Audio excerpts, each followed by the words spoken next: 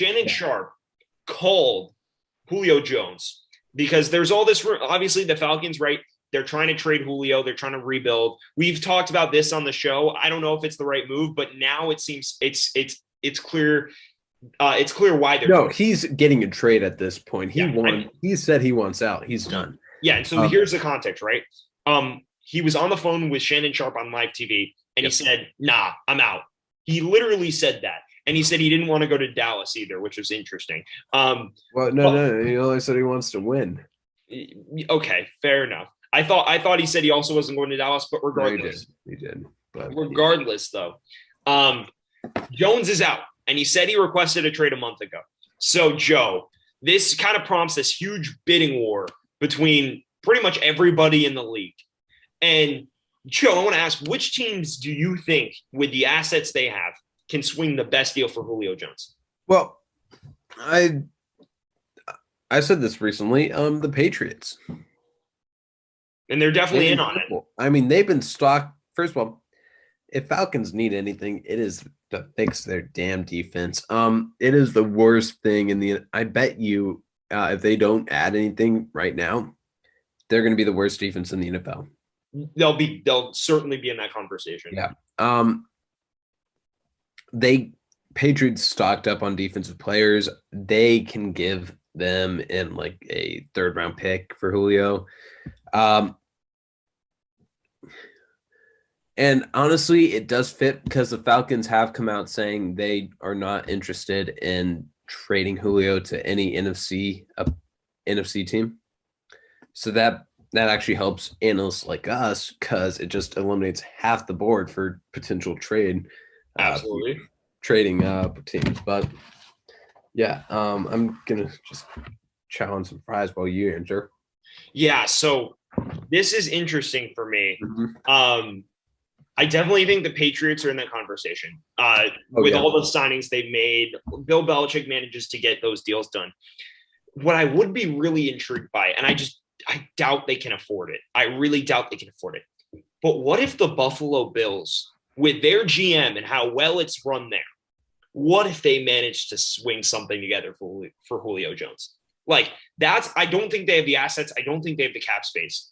But their front office is so good. And Bean is very, very good there.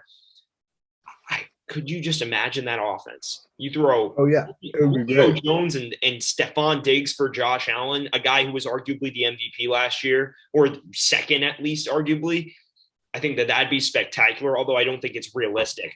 I saw ESPN was talking about the Jaguars too, which I found kind of funny. But it does sound like that they could throw some decent pieces in. I know Chenault was included in the proposed trade that they thought about. But I think my answer here, maybe it's not the most realistic, but the Buffalo Bills would benefit so much from that trade because they have so much on defense already. Like, they're already so well constructed defensively, and they have a team that can contend for at least 2-3 more years. And honestly, for as long as Josh Allen's there, they can probably be in that conversation, but especially now. If they manage to swing something for Julio Jones, that might put them over the top in the AFC. Yeah. Okay. Shout out to the deck in the landings because they just great fries.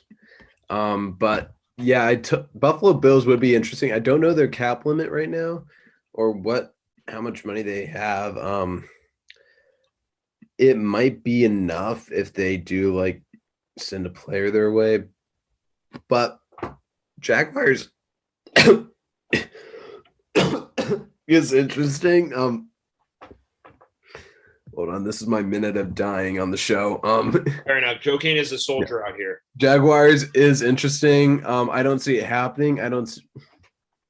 First of all, if you got to go by criteria, Julio Jones says he wants to win, and I don't think the Jaguars. That's the problem I have with the Jaguars mainly. Even though Trevor Lawrence has never lost a game, is that right? Regular season game, yeah.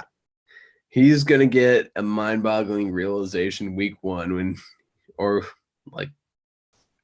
do they play Texans week 1? I think they do play the Texans. So week 2. Yeah, okay, week two. Week 2